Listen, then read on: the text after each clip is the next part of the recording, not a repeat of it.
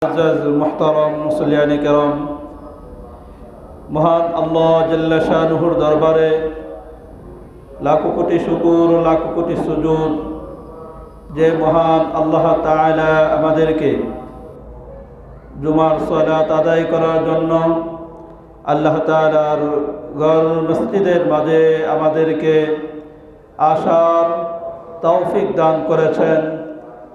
তাই সেই মহান রব্বে কারিমের দরবারে দিল থেকে কালিমাতু শুকর আদায় করি, সকলে বলি আলহামদুলিল্লাহ।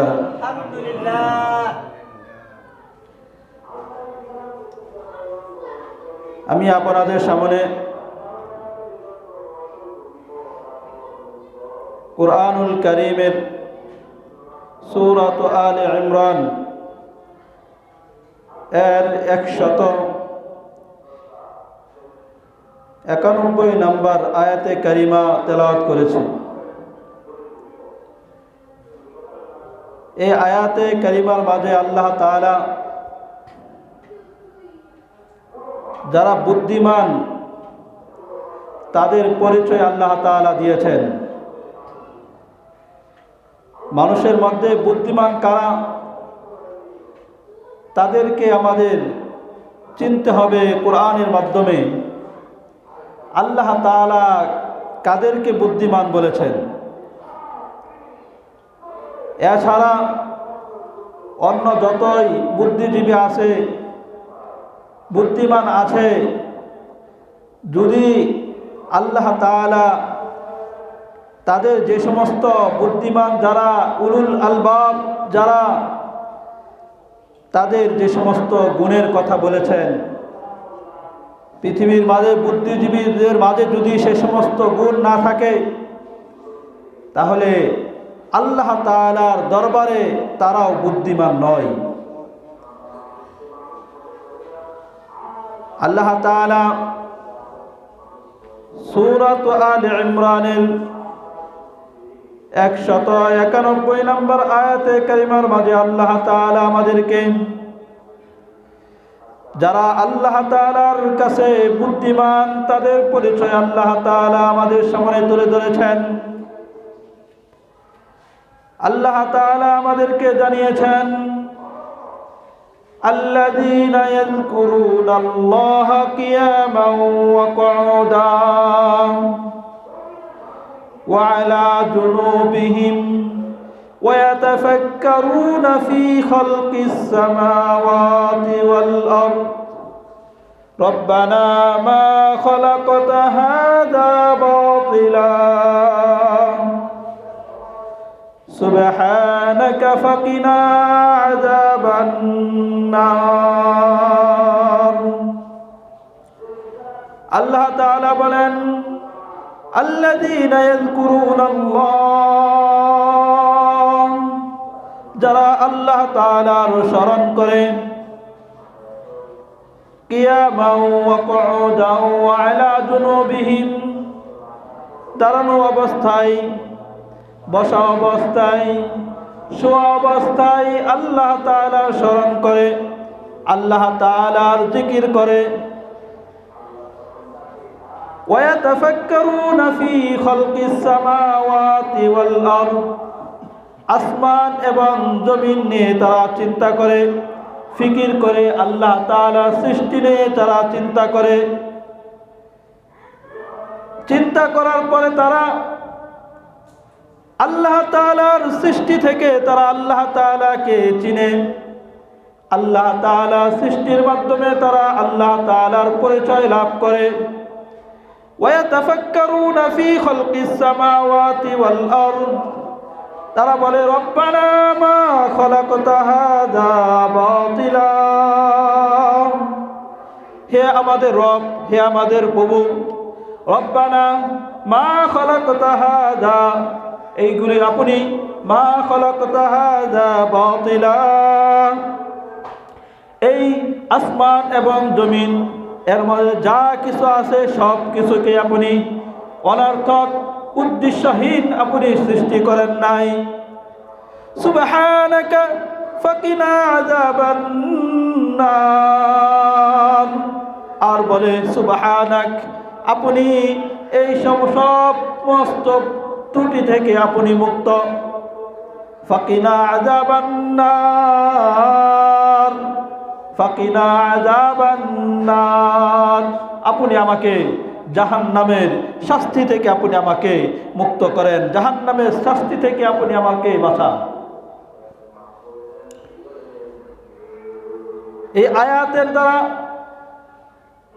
আল্লাহ তাআলা আমাদেরকে জানালেন যারা বুদ্ধিমান তাদের গুণ, তাদের সিফাত এটাই হবে, তারা দাঁড়ানো অবস্থায়, বসা অবস্থায়, শোয়া অবস্থায় আল্লাহ তাআলা স্মরণ করবে।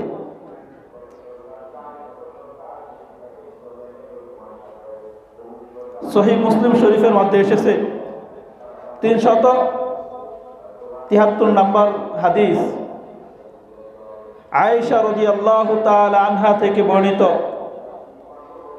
তিনি বলেন, কানা ইয়াযকুরুল্লাহ আলা কুল্লি আহয়ানিহি, কানা ইয়াযকুরুল্লাহ আলা কুল্লি আহয়ানিহি। আয়েশা রাদিয়াল্লাহু তাআলা আনহা উম্মুল মুমিনিন রাসূলুল্লাহ সাল্লাল্লাহু আলাইহি ওয়াসাল্লামের বিবিগণের মধ্যে থেকে অন্যতম একজন বিবি আয়েশা রাদিয়াল্লাহু তাআলা আনহা, তিনি বলেন রাসূলুল্লাহ সাল্লাল্লাহু আলাইহি ওয়াসাল্লাম আলা কুল্লি আহয়ানিহি, সর্বক্ষণই সব সময় আল্লাহ তাআলার স্মরণ রাখতেন, আল্লাহ তাআলার জিকির করতেন। সর্বক্ষণ আল্লাহ তাআলার স্মরণ, সর্বক্ষণ আল্লাহ তাআলার জিকির এর মধ্যে রাসূলুল্লাহ সাল্লাল্লাহু আলাইহি ওয়াসাল্লাম থাকতেন।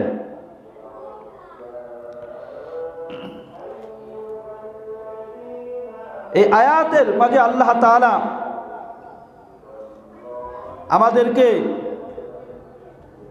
জানালেন যে উলুল আলবাব, যারা বুদ্ধিমান তাদের গুণাবলী কি তা আমাদেরকে জানালেন।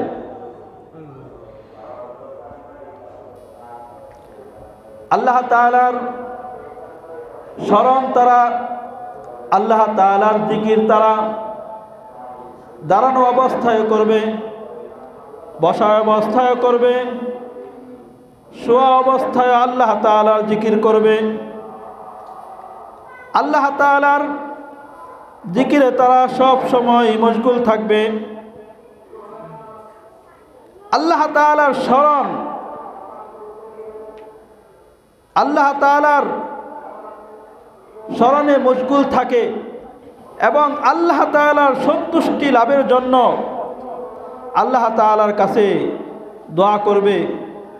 আল্লাহ তাআলার সৃষ্টি মাখলুক, আসমান জমিন সব কিছু নিয়ে যখন তারা চিন্তা করবে, তখন তারা সেই চিন্তার মাধ্যমে, ফিকিরের মাধ্যমে তারা আল্লাহ তাআলার পরিচয় লাভ করবে। এমন গবেষণা নয়, এমন চিন্তা নয় যার দ্বারা তারা যেই চিন্তার মাধ্যমে আল্লাহ তাআলা পর্যন্ত পৌঁছতে পারবে না, আল্লাহ তাআলাকে তারা চিনতে পারবে না, এমন নয়। কোন কোন হাদিসের মধ্যে এসেছে যে যেই রাতে আয়াতে কারিমা অবতীর্ণ হয়, সেই রাত্রে রাসূলুল্লাহ সাল্লাল্লাহু আলাইহি ওয়াসাল্লাম কখনো দাঁড়ানো অবস্থায়, কখনো বসা অবস্থায়, শোয়া অবস্থায় আল্লাহ তাআলা স্মরণে কাঁদতে থাকেন। আর আল্লাহ তাআলা রাসূলুল্লাহ সাল্লাল্লাহু আলাইহি ওয়াসাল্লামের কাছে এই আয়াতে নাযিল করে দিলেন, অবতীর্ণ করলেন। যারা বুদ্ধিমান হবে তারা তো আল্লাহ তাআলার স্মরণ ও আল্লাহ তাআলার আসমান জমিন বিষয় নিয়ে তারা চিন্তা ভাবনার পরে তারা বলবে যে রব্বানা মা খালাকতা হাযা বাতিলা, হে আমার রব, হে আমার প্রভু, আপনি বিশাল আসমান, বিশাল জমিন, এগুলাকে আপনি উদ্দেশ্যহীন অনর্থক আপনি সৃষ্টি করেন নাই।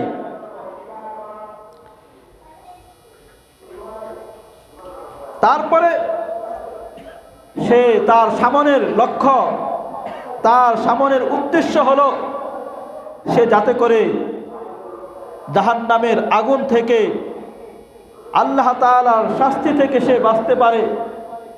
এই জন্য সে আল্লাহ তাআলার কাছে দোয়া করবে, রব্বানা মা খালাকতা হাযা বাতিলা সুবহানাকা ফাকিনা আযাবান নার, ফাকিনা আযাবান নার।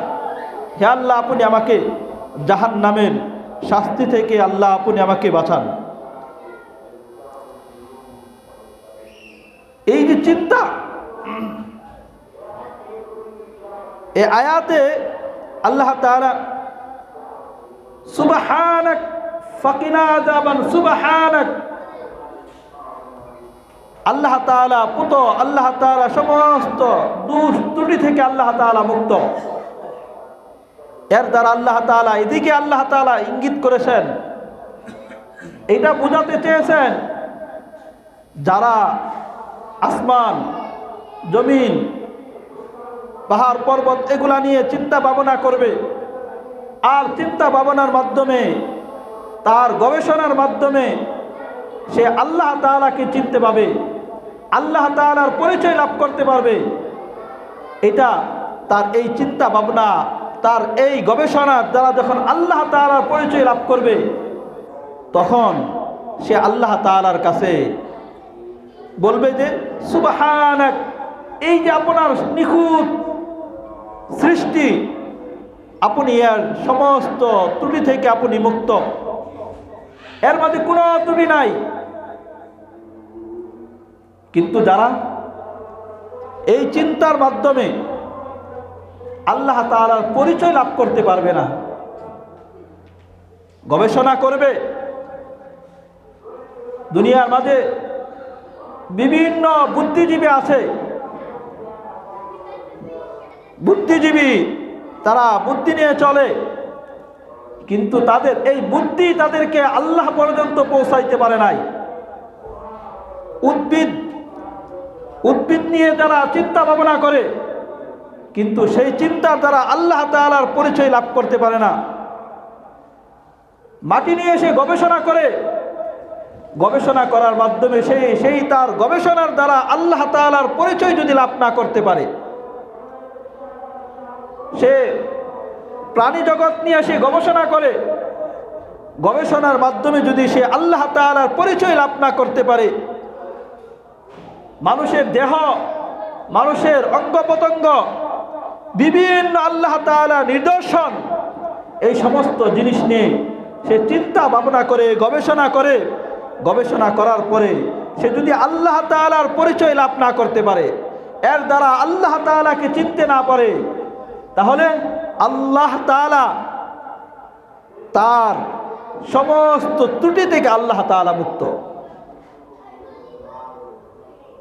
তুমি আল্লাহ তাআলার সৃষ্টি আসমান, বিশাল আসমান, খুঁটিবিহীন আসমান, আল্লাহ তাআলার এই নিখুঁত এক আসমানকে সৃষ্টি করেছেন আল্লাহ। এটাকে দেখে তুমি যদি আল্লাহ তাআলার পরিচয় লাভ না করতে পারো, আল্লাহ তাআলাকে চিনতে না পারো, আল্লাহ তাআলা এই ত্রুটি থেকে আল্লাহ তাআলা মুক্ত। তুমি জমিনকে দেখো, জমিনকে আল্লাহ তাআলা বিছিয়ে রাখিছেন, এর মাঝে কোনো ত্রুটি নাই। তার দ্বারাও যদি তুমি আল্লাহ তাআলার পরিচয় লাভ করতে না পারো, আল্লাহ তাআলা সমস্ত গাছপালা তরুলতাকে আল্লাহ তাআলা সৃষ্টি করেছেন, এই সব কিছু দেখেও যদি তুমি আল্লাহ তাআলার পরিচয় লাভ করতে না পারো, তাহলে আল্লাহ তাআলা সুবহানাক, সুবহানাক, আল্লাহ তাআলা এই ত্রুটি থেকে আল্লাহ তাআলা মুক্ত। আল্লাহ তাআলা আসমান সৃষ্টি করার মাঝে কোনো ত্রুটি নাই, জমিন সৃষ্টি করার মাঝে কোনো ত্রুটি নাই, গাছপালা সৃষ্টি করার মাঝে কোনো ত্রুটি নাই, মানুষ সৃষ্টি করার মাঝে কোনো ত্রুটি নাই, পাহাড় পর্বত নদী নালা খাল বিল যা কিছু আছে সব কিছু সৃষ্টি করার মাঝে কোনো ত্রুটি নাই। আছে কি? যদি বলেন আছে। আসমানের সৃষ্টি করার মাঝে কোনো ত্রুটি আছে? আল্লাহ তাআলা কালামের মাকির মধ্যে আমাদেরকে জানিয়ে দিয়েছেন, মানুষ যদি আসমানের দিকে বারবার তাকায়, চোখ উঠায়, আবারই ফিরে আনে, আবারই ফিরায়, বারবার তাকায়, তাহলে সে তার চক্ষু আসমান, আল্লাহ তাআলার যে আসমান বিশাল এক সৃষ্টি, সেই সৃষ্টির মাঝে কোনো ত্রুটি না ধরে তার চক্ষু ব্যর্থহীন হয়ে তার চক্ষু ফিরে আসবে। এমন এক সৃষ্টিকর্ণীওয়ালা আল্লাহ। আল্লাহ তাআলা যারা আল্লাহ তাআলার সৃষ্টি দেখে আল্লাহ তাআলার পরিচয় লাভ করতে পারবে না, এরা উলুল আলবাব, বুদ্ধিমান এরা হতে পারে না। এই আয়াত দ্বারা বোঝা গেল যে আসমান এবং জমিন অন্য অন্য আল্লাহ তাআলার সৃষ্টির মাধ্যমে চিন্তা করা তখনই প্রশংসনীয় হবে। আসমান সৃষ্টি করে, আসমানের মাঝে চিন্তা করেছে, সৃষ্টি নিয়ে চিন্তা, জমিনের সৃষ্টি নিয়ে চিন্তা করেছে, এই চিন্তাটা তখনই প্রশংসনীয় হবে যখন এই চিন্তার মাধ্যমে আল্লাহ তাআলা পর্যন্ত পৌঁছতে পারবে, আল্লাহ তাআলার পরিচয় লাভ করতে পারবে। কিন্তু যদি পক্ষান্তরে এই সকল কিছু দ্বারা, এই চিন্তা ভাবনার দ্বারা, গবেষণার দ্বারা সে প্রাকৃতিক পূজারী হয়, বরং সে সৃষ্টির বেড়াজালের মাঝে পড়ে, সৃষ্টির স্রষ্টাকে চিনতে যদি না পারে, সৃষ্টির বেড়াজালের মাঝে পড়ে সৃষ্টির স্রষ্টাকে যদি সে চিনতে না পারে, তাহলে তার এই গবেষণা, তাহলে তার এই চিন্তা ভাবনা প্রশংসনীয় নয়, বরং এটা হলো নিন্দনীয়। বরং সে বুদ্ধিজীবী নয়, সে বুদ্ধিজীবী সেই হবে যে এর চিন্তা ভাবনার দ্বারা আল্লাহ তাআলার পরিচয় লাভ করতে পারবে। এজন্য যে সমস্ত বুদ্ধিজীবী আছে, গবেষক আছে, বিজ্ঞানী আছে, তারা যদি এগুলার মাধ্যমে মহান আল্লাহ তাআলার পরিচয় লাভ করতে পারে, আল্লাহ তাআলাকে চিনতে পারে, তাহলে বোঝা যাবে তার এই চিন্তা ভাবনা এটা হলো প্রশংসনীয়। আর আল্লাহ তাআলার এটা তো হলো আল্লাযীনা ইয়াযকুরুনাল্লাহা কিয়ামান ওয়া কুউদান ওয়া আলা জুনুবিহিম ওয়া ইয়াতাফাক্কারুনা ফী খালকিস সামাওয়াতি ওয়াল আরদ রব্বানা মা খালাকতা হাযা বাতিলা সুবহানাকা ফাকিনা আযাবান নার। বুদ্ধিমান যারা হবে তারা দাঁড়ানো অবস্থায় কার স্মরণ করবে? আল্লাহ তাআলার। কার স্মরণ করবে? দাঁড়ানো অবস্থায় কার জিকির করবে? যদি বলেন না, কার জিকির করবে? বসা অবস্থায় কার জিকির করবে? শোয়া অবস্থায় কার জিকির করবে? সর্বক্ষণ কার জিকির, কার স্মরণে মশগুল থাকবে?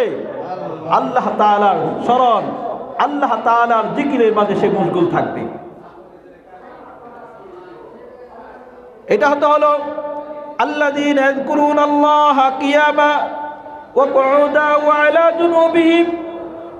যারা বুদ্ধিমান তারা দাঁড়ানো অবস্থায় আল্লাহ তাআলার জিকির করবে, বসা অবস্থায় আল্লাহ তাআলার জিকির করবে, শোয়া অবস্থায় আল্লাহ তাআলার জিকির করবে। আর আল্লাহ তাআলার জিকিরের মধ্যে ফরজ জিকির হলো নামাজ। আল্লাহ তাআলার জিকিরের মধ্যে ফরজ জিকির কি? নামাজ। ফরজ জিকির হলো কি? নামাজ।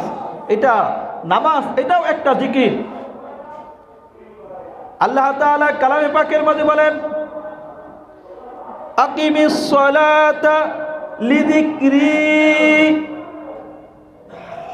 হে আমার বান্দা, আকিমিস সালাহ, তুমি নামাজ কায়েম করো, নামাজ আদায় করো।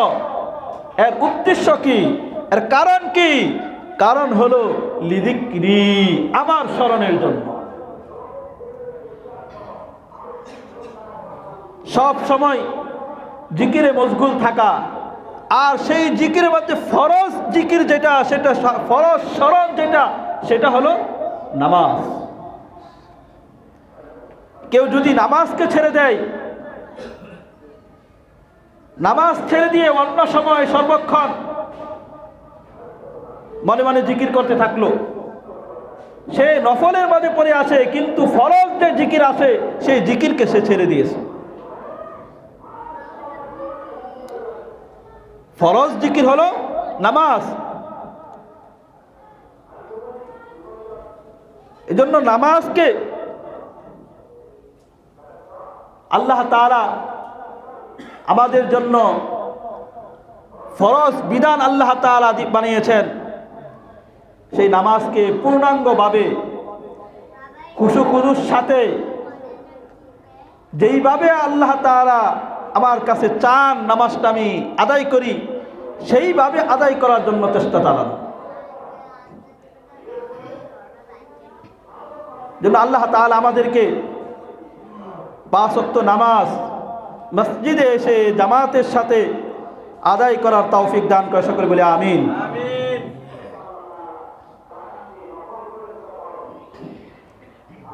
নামাজের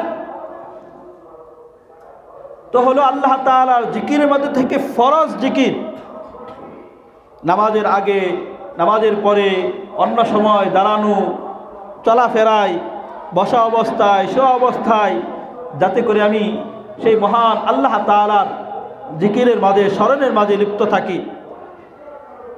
তাই তো যারা আল্লাযীনা ইয়াযকুরুনাল্লাহ, হাদিসের মধ্যে এসেছে আল্লাযীনা ইয়াযকুরুনাল্লাহ, বুদ্ধিমান যারা, তারা আল্লাহ তাআলার স্মরণ করবে।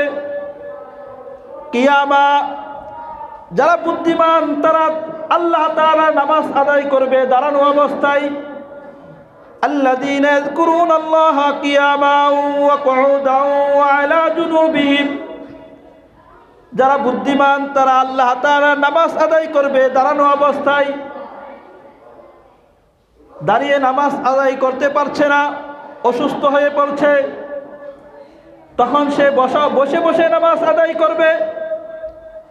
বসেও আদায় করতে পারছে না, তখন সে শুয়ে নামাজ আদায় করবে।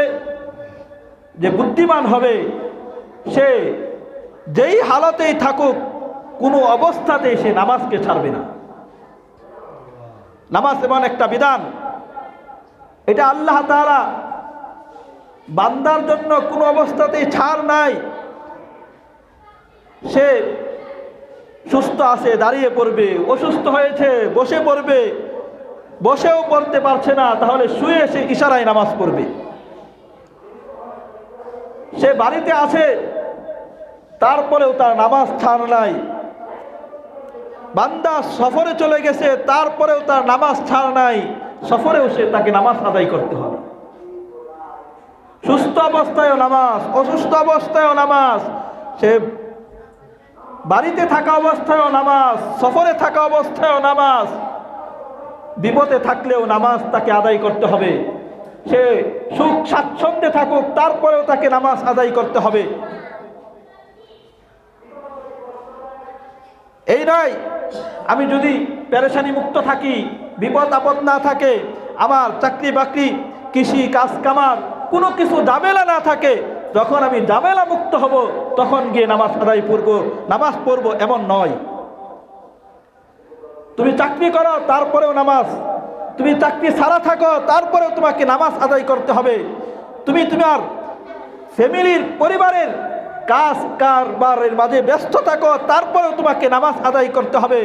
তুমি তোমার কাজ কারবার নাই তারপরেও তোমাকে নামাজ আদায় করতে হবে। তুমি যেই হালতেই থাকো, তোমার পেরেশানি আছে তারপরেও তোমাকে নামাজ আদায় করতে হবে। পেরেশানি মুক্ত তারপরেও তোমাকে নামাজ আদায় করতে হবে। তুমি বিপদের মাঝে আসো তারপরেও তোমাকে নামাজ আদায় করতে হবে। বিপদ আপদ নাই, সুখে স্বাচ্ছন্দ্যে আরাম আয়েশের মাঝে আসো তারপরেও তোমাকে নামাজ আদায় করতে হবে। তাই তো আল্লাহ তাআলা বুদ্ধিমান যারা, জ্ঞানী যারা, তাদের গুণের কথা আল্লাহ তাআলা বলেছেন।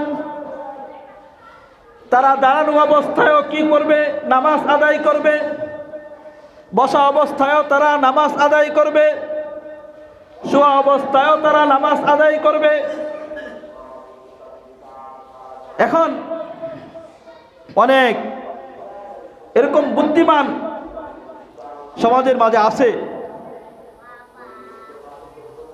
নামাজ আদায় করে না। আল্লাহ তাআলা ফরজ জিকির যেটা নামাজ, সেটা সে আদায় করে না।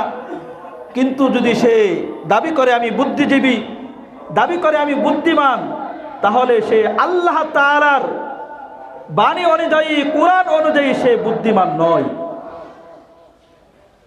বুঝে থাকলে বলেন তো দেখি, যে নামাজ আদায় করে না, আল্লাহ তাআলার বিধানকে মানে না, নামাজ আদায় করে না, সে আল্লাহ তাআলার কথা অনুযায়ী সে কি বুদ্ধিমান? যদি বলেন সে কি বুদ্ধিমান? আরো যদি বলতে হবে সে কি বুদ্ধিমান? সে আমার আপনার সমাজের মাঝে, দেশের মাঝে, রাষ্ট্রের মাঝে যত বড়ই বুদ্ধিজীবী হোক, কিন্তু আল্লাহ তাআলার কাছে সে কি না? বুদ্ধিমান না। কিন্তু যদি সমাজের মাঝে সে বুদ্ধিমান না, কেউ তাকে বুদ্ধিমান বলে ধারণাও করে না, সে সুস্থ থাকলে দাঁড়ানো অবস্থায় নামাজ পড়ে, অসুস্থ হয়ে পড়ছে, দাঁড়ানো অবস্থায় নামাজ পড়তে পারে না, তখন সে বসা অবস্থায় পড়ে। বসা অবস্থায় পড়তে পারছে না, তারপরে সে কি করে? শুয়ে হলেও নামাজ আদায় করে। এই লোকটাকে যদি কেউ বুদ্ধিমান মনে না করে, কিন্তু তারপরেও এই লোকটা কার কাছে বুদ্ধিমান? জোরে বলেন কার কাছে বুদ্ধিমান? আরো জোরে বলেন কার কাছে বুদ্ধিমান? তাহলে প্রকৃতপক্ষে বাস্তবেই যে আল্লাহ তাআলার কাছে বুদ্ধিমান সে বুদ্ধিমান, নাকি যে সমাজের মাঝে বুদ্ধিমান সে বুদ্ধিমান? যে আল্লাহ তাআলার কাছে বুদ্ধিমান। কার কাছে? আল্লাহ তাআলার কাছে।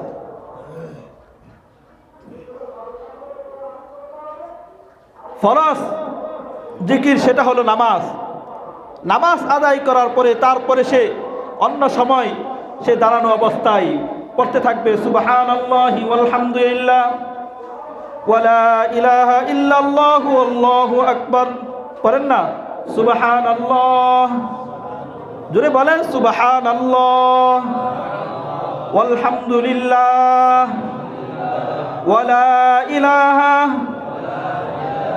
ইল্লাল্লাহু আল্লাহু আকবার লা ইলাহা ইল্লাল্লাহ। আজরে লা ইলাহা ইল্লাল্লাহ লা ইলাহা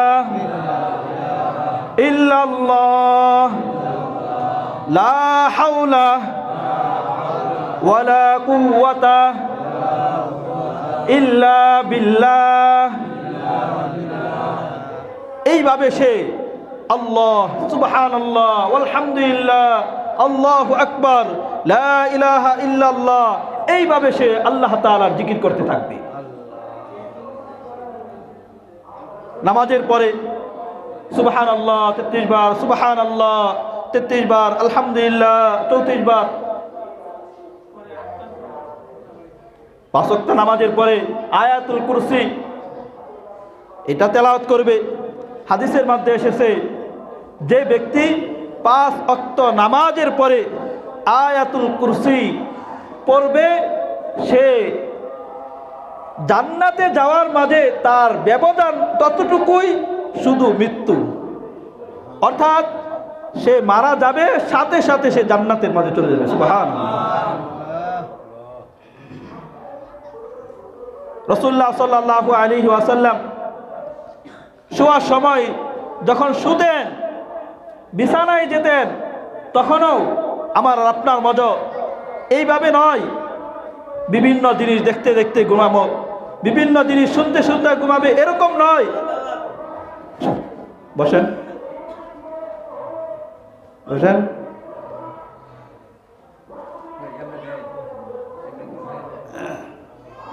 সবকিছুরই একটা কি আছে? আদব আছে, এটা রক্ষা করা উচিত।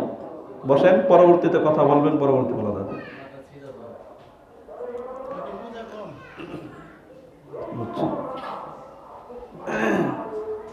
যেটা বলতেছিলাম,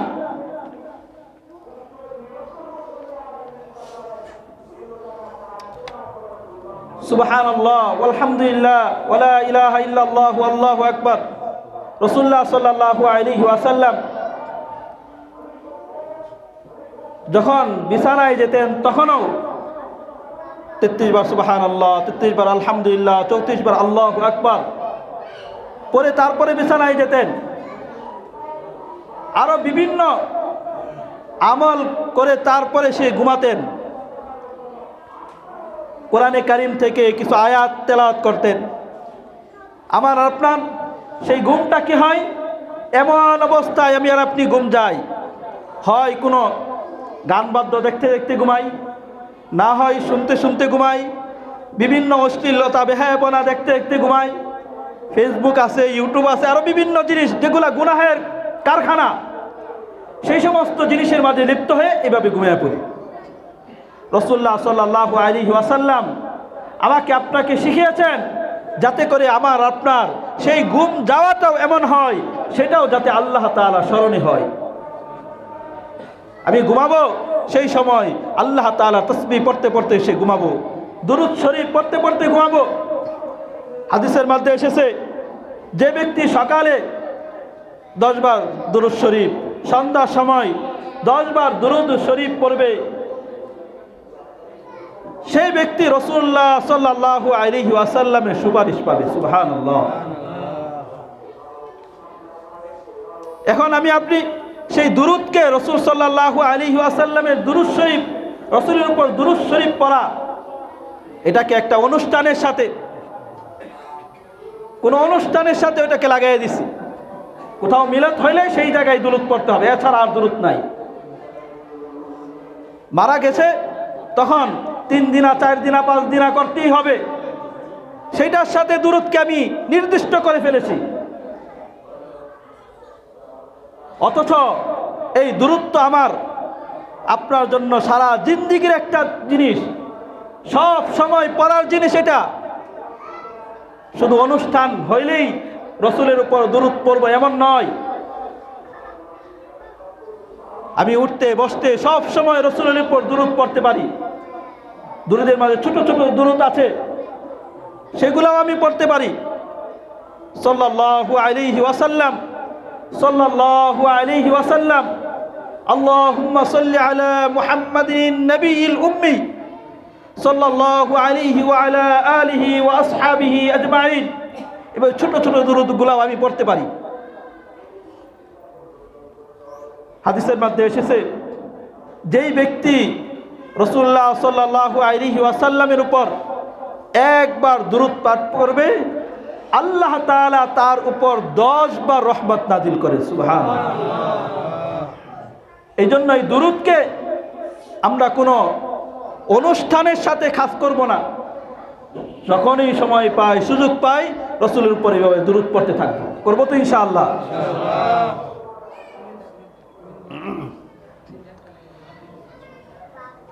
যেটা বলতেছিলাম, জিকিরের মধ্যে থেকে ফরজ জিকির, সেটা হলো কি? নামাজ। ফরজ জিকির সেটা কি?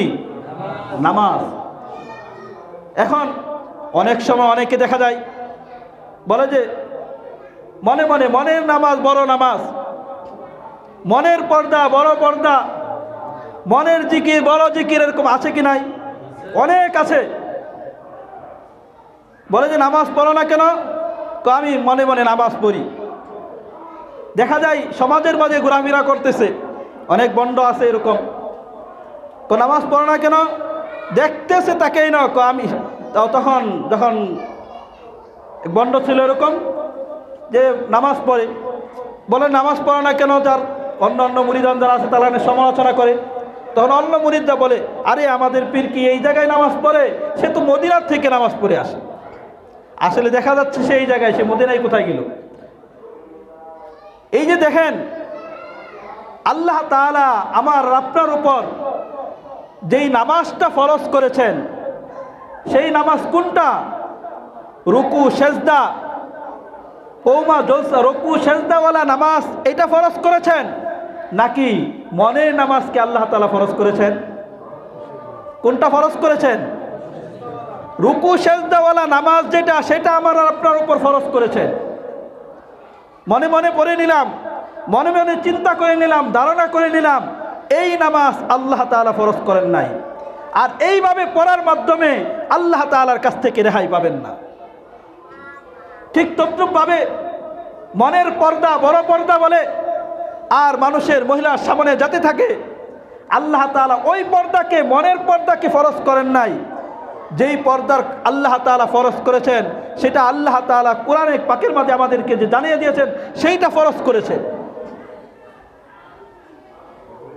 মনের পর্দা বলতে থাকে আর নারীদের বেগানা নারী যারা আছে তাদের কাছে যেতে থাকে, তাদের সাথে হেলতে থাকে, দুলতে থাকে। এই পর্দা কি ফরজ করেছেন? না। শালী, আমরা যেটা মনে করি, নিজের বউ আছে, স্ত্রী আছে, তার বড় বোন, তার ছোট বোন, এটাকে স্বাভাবিকভাবে মনে করে দেখা যায়, আসলে দেখা যায় নাই। বাবিকে মনে করে, বড় বাবিকে তো অনেকে মার মতো মনে করে, আসলে দেখা যায় নাই। এরকম ভাবে শাশুড়ি, আপন শাশুড়ি যেটা আছে সেটা দেখা যায় আছে, কিন্তু চাচি শাশুড়ি, নানি শাশুড়ি, বাবা, বিভিন্ন ধরনের যে শাশুড়ি আছে, একটাও দেখা যায় নাই। কিন্তু স্বাভাবিকভাবে সেই পর্দাকে লঙ্ঘন করছে। জন্য আল্লাহ তাআলা সেই মনের পর্দাকে ফরজ করেন নাই। আল্লাহ তাআলা যাদেরকে দেখা জায়েজ করেছেন, তাদেরকে দেখা ব্যতীত বাকি সকলকেই না দেখা, এটা হলো পর্দা। পুরুষরা, নারীরা যেরকম ভাবে পর্দায় থাকবে, ঠিক তদ্রূপ ভাবে পুরুষরাও তাদের চোখকে হেফাজত করবে বেগানা নারীদেরকে দেখা থেকে। আল্লাহ তাআলা আমাকে, আপনাকে, সকলকেই বুঝার এবং আমল করার তৌফিক দান করে, সকলে বলি আমিন। নামাজের পরে নামাজ, যেই নামাজটা আল্লাহ তাআলা আমাকে আপনাকে ফরজ জিকির হিসাবে, আল্লাহ ফরজ স্মরণ হিসাবে আল্লাহ তাআলা দিয়েছেন, সেই নামাজটা কি? সেই নামাজটা ফরজ যেই নামাজ, সেটা হলো, সেটার মাঝে তাকবীরে তাহরিমা থাকবে, সেটার মাঝে দাঁড়ানো অবস্থায় নামাজ পড়বে, সেটার মাঝে রুকু থাকবে, সেটার মাঝে সেজদা থাকবে, সেটার মাঝে বসবে। সবগুলা যেই নামাজ, সেই যেগুলা যেই নামাজের মাঝে আছে, সেটা আল্লাহ তাআলা ফরজ করেছে। রুকু সেজদাওয়ালা নামাজ আল্লাহ তাআলা ফরজ করেছেন। জন্য আল্লাহ তাআলা কোরআনে পাকের মাঝে আমাদেরকে জানিয়ে দিয়েছেন, আকিমিস সালাতা লিযিকরি, তুমি নামাজ আদায় করো আমার স্মরণের জন্য। সেই নামাজটা শুরু থেকে তাকবীরে তাহরিমা থেকে নিয়ে একবারে শেষ বৈঠক সালাম ফিরানো পর্যন্ত সম্পূর্ণটাই জিকির, আল্লাহ তাআলা স্মরণ। আল্লাহু আকবার বলে সে নামাজকে শুরু করে, সর্বশেষে আসসালামু আলাইকুম বলে সে নামাজকে শেষ করে। এই নামাজের মধ্যে সম্পূর্ণটাই আল্লাহ তাআলার স্মরণ, আল্লাহ তাআলার জিকির। নামাজের পরেও রাসূলুল্লাহ সাল্লাল্লাহু আলাইহি ওয়াসাল্লাম আমাদেরকে আল্লাহ তাআলার স্মরণের কথা, আল্লাহ তাআলার জিকিরের কথা রাসূলুল্লাহ সাল্লাল্লাহু আলাইহি ওয়াসাল্লাম শিখিয়েছেন। সুনানি নাসাইর মধ্যে এসেছে 1303 নম্বর হাদিস, মুআজ ইবনে জাবাল রাদিয়াল্লাহু তাআলা আনহু থেকে বর্ণিত, যেই সাহাবীর ব্যাপারে রাসূলুল্লাহ সাল্লাল্লাহু আলাইহি ওয়াসাল্লাম বলেছেন, আ'লামুকুম বিল হালাল ওয়াল হারাম, তোমাদের মাঝে সবচেয়ে বেশি হালাল এবং হারাম যিনি জানেন তিনি হলেন মুআজ ইবনে জাবাল। তোমরা হালাল এবং হারাম সম্পর্কে যদি জানতে চাও, শিখতে চাও, তাহলে মুআজ ইবনে জাবাল থেকে শিখো। রাসূলুল্লাহ সাল্লাল্লাহু আলাইহি ওয়াসাল্লাম মুআজ ইবনে জাবালকে হাতে ধরলেন, ধরে বললেন, ইয়া মুআজ, হে মুআজ, উহিব্বুকা, আমি তোমাকে ভালোবাসি। ভূমিকা হিসাবে বললেন, হে মুআজ, আমি তোমাকে ভালোবাসি। মুআজ ইবনে জাবাল রাদিয়াল্লাহু তাআলা তিনি বলেন, আমিও বললাম, হে আল্লাহ রসুল, আমিও আপনাকে ভালোবাসি। রাসূল সাল্লাল্লাহু আলাইহি ওয়াসাল্লাম বললেন, ফালা তাদা আন তাকুলা ফি কুল্লি সালাতিন রব্বি আইন্নি আলা যিকরিকা ওয়া শুকরিকা ওয়া হুসনি ইবাদাতিক। হে মুআজ, তুই প্রত্যেক নামাজের পরে এই দোয়াটাকে তুমি ছেড়ো না কোনো সময়। প্রত্যেক নামাজের পরে এই দোয়াটা তুমি সব সময় পড়ো। রব্বি আইন্নি, রব্বি আইন্নি, হে আমার রব, আইন্নি আলা যিকরিক, আপনার জিকির করতে, আপনার স্মরণের ক্ষেত্রে আপনি আমাকে সাহায্য করেন।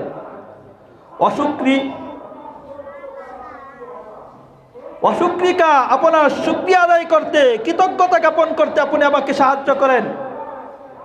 ওয়া হুসনি ইবাদাতিক, আর আপনার ইবাদত সুন্দর থেকে সুন্দরভাবে যাতে আদায় করতে পারি সেই ব্যাপারেও আপনি আমাকে সাহায্য করেন। ওয়া হুসনি ইবাদাতিক, আপনার ইবাদতে সুন্দরের ক্ষেত্রে আপনি আমাকে সাহায্য করেন। মিশকাতুল মাসাবিহ এর প্রথম হাদিস, যেটাকে হাদিসে জিবরাইল বলা হয়, সেই হাদিসের মধ্যে রাসূলুল্লাহ সাল্লাল্লাহু আলাইহি ওয়াসাল্লামের কাছে জিবরাইল আসলেন, এসে রসুলের হাঁটুর সাথে হাঁটু লাগিয়ে বসলেন, রসুলের হাঁটুর উপরে হাত রাখলেন, রাখার পরে কিছু প্রশ্ন করেছেন, দিনের গুরুত্বপূর্ণ কিছু প্রশ্ন করেছেন। সেই প্রশ্নের মধ্যে একটা প্রশ্ন করেছেন, ফাখবিরনি আনিল ইহসান, হে আল্লাহ রসুল, আপনি বলেন, ফাখবিরনি আনিল ইহসান, ইহসানটা কি, ইহসান সম্পর্কে আমাকে কিছু বলেন। রাসূল সাল্লাল্লাহু আলাইহি সাল্লাম বললেন, আন তা'বুদাল্লাহ কাআন্নাকা তারাহ, আন তা'বুদাল্লাহ কাআন্নাকা তারাহ, তুমি আল্লাহ তাআলার ইবাদত করো এইভাবে যে আল্লাহ তাআলা তোমাকে দেখতেছেন। তুমি এইভাবে ইবাদত করো যে তুমি আল্লাহ তাআলাকে দেখতেছো। আন তা'বুদাল্লাহ কাআন্নাকা তারাহ, তুমি আল্লাহ তাআলাকে দেখতেছো। আমার আপনার আল্লাহ তাআলাকে দেখা, আল্লাহ তাআলাকে সেই তবকা পর্যন্ত, সেই স্তর পর্যন্ত তো পৌঁছতেই পারি না। বলে যে সেই স্তর পর্যন্ত যদি না পৌঁছো, তাহলে ফাইল্লাম তাকুন তারাহু, তুমি যদি আল্লাহ তাআলাকে না দেখো, তাহলে এইটা অন্তরের মাঝে রাখো, ফাইন্নাহু ইয়ারাক, আল্লাহ তাআলা তোমাকে দেখতেছেন। আল্লাহ তাআলা তোমাকে দেখতেছেন। কোন একটা মজলিস, কোন একটা সম্মেলন, সেই জায়গায় যখন ঊর্ধ্বতম কর্মকর্তা বা বিভিন্ন সম্মানী লোক আসে, তখন তার সম্মানের কারণে সকলেই স্থির হয়ে, চুপ হয়ে, আওয়াজ ছাড়া তার কথাগুলোকে শুনতে থাকে। কারণ যার সামনে বসে আছেন তিনি তাকে দেখতেছেন। যদি অন্ধও হয়, অন্ধ লোক, 4-5 জন অন্ধ লোক সেই মজলিসের মাঝে আসে, তারাও পরস্পরের মাঝে কথাবার্তা বলে না। কারণ কি? কারণ এটাই, তারা তো এই জন্য কথাবার্তা বলে না, এরকম না যে আমরা দেখি না এই জন্য আমরা পরস্পরে কথাবার্তা বলতে থাকলাম, এমন নয়। তারাও জানে আমরা যে এই মজলিসের মাঝে, মজবার মাঝে আসি, যদিও আমরা তাকে দেখতেছি না, কিন্তু তিনি আমাদেরকে দেখতেছেন। ঠিক তদ্রূপভাবে বান্দা যখন আল্লাহ তাআলার জন্য নামাজের মাঝে দাঁড়িয়ে যায়, তখন আল্লাহ তাআলা বান্দার দিকে তাকিয়ে থাকেন। কার দিকে তাকিয়ে থাকেন? বান্দার দিকে আল্লাহ তাআলা তাকিয়ে থাকেন, বান্দাকে দেখতে থাকেন। বান্দা যখন আল্লাহ তাআলা থেকে, নামাজ থেকে মনোযোগ ফিরিয়ে নেয়, নামাজের মাধ্যমে চেহারাকে ঘুরিয়ে ফেলায়, তখন আল্লাহ তাআলা ওই বান্দার থেকেও চেহারা ফিরিয়ে নেয়। এজন্য আল্লাহ তাআলা বান্দাকে আল্লাহ তাআলা দেখেন নামাজের মাঝে সেই খেয়ালের সাথে ধ্যানের সাথে সেই নামাজকে আদায় করবে, সেই নামাজ হবে ইহসান, সেই নামাজ হবে সুন্দরতম নামাজ। তাই রাসূলুল্লাহ সাল্লাল্লাহু আলাইহি ওয়াসাল্লাম আমাদেরকে শিখিয়েছেন, তোমরা নামাজের মাঝে 5 ওয়াক্ত নামাজের পরে আল্লাহ তাআলার কাছে দোয়া করো, ওয়া হুসনি ইবাদাতিক, হে আল্লাহ আমরা যাতে করে সুন্দর থেকে সুন্দর করে তোমার জন্য নামাজ আদায় করতে পারি, সেই ক্ষেত্রে তুমি আমাদেরকে সাহায্য করো। জন্য আল্লাহ তাআলার কাছে এইভাবে দোয়া চাওয়া। আল্লাহ তাআলা আমাদেরকে সেইভাবে আল্লাহ তাআলার জন্য সুন্দরভাবে নামাজ আদায় করার তৌফিক দান করে, সকলে বলি আমিন। এক ব্যক্তি রাসূলুল্লাহ সাল্লাল্লাহু আলাইহি ওয়াসাল্লামের কাছে আসলো। রাসূল সাল্লাল্লাহু আলাইহি ওয়াসাল্লাম মসজিদের মধ্যে বসা ছিলেন, এসে নামাজ আদায় করলো, গিয়ে রাসূলের কাছে গিয়ে সালাম দিল। রাসূল সাল্লাল্লাহু আলাইহি ওয়াসাল্লাম বললেন, ফাসল্লি ফাইন্নাকা লাম তুসল্লি, ইরজি ফাসল্লি ফাইন্নাকা লাম তুসল্লি, তুমি যাও, তুমি তো নামাজই পড়ো নাই, তুমি ফিরে যাও, আবার নামাজ পড়ো। এইভাবে 3 বার করার পরে ওই ব্যক্তি বললেন, হে আল্লাহ রাসূল, আল্লাহ তাআলার শপথ, আমি এর থেকে সুন্দর করে নামাজ আমি আদায় করতে পারি না। তখন রাসূল সাল্লাল্লাহু আলাইহি সাল্লাম তাকে বললেন, ইদা কুমতা ইলা সলাত ফাকাব্বির, যখন তুমি নামাজে দাঁড়াও আল্লাহু আকবার বলো, ফাকরা মা তায়াসসারা মাআকা মিনাল কুরআন, তুমি যতটুকু কোরআন পড়তে পারো তার থেকে সহজতম যেটা সুন্দরভাবে পড়তে পারো সেটা তেলাওয়াত করো। তারপরে সুম্মা জিয়া হাত্তা তাতমাইন্না রাকিআন, অতঃপর তুমি ধীরস্থিরভাবে রুকু করো, ধীরস্থিরতার সাথে সেজদা করো, ধীরস্থিরতার সাথে রুকু থেকে সোজা হয়ে দাঁড়াও, সেজদা থেকে সোজা হয়ে বসো। এইভাবে সুন্দরভাবে তুমি কি করো, নামাজ আদায় করো। আল্লাহ তাআলা আমাদের সকলকেই সুন্দর থেকে সুন্দর করে আল্লাহ তাআলার ইবাদত করার তৌফিক দান করে, সকলে বলি আমিন। আর জোরে বলেন আমিন। ওয়া আখির দাওয়ানা আলহামদুলিল্লাহি রাব্বিল আলামিন। ওয়া মা আলাইনা ইল্লাল বালাগ, যারা সুন্নাত পড়ে নাই কবলাল জুমাতার সুন্নাত পড়ে নি।